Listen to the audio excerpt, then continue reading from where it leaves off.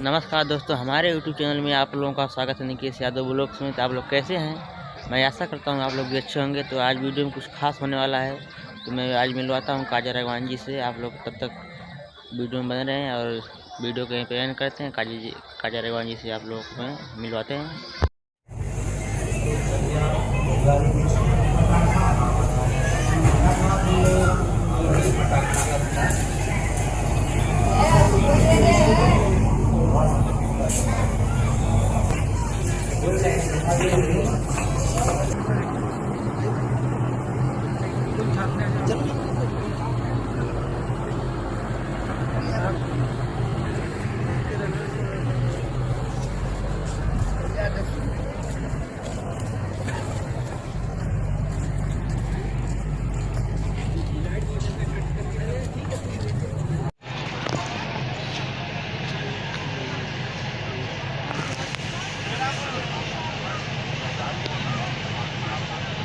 देखो दोस्त, हम जा रहे हैं काजल राघवानी है।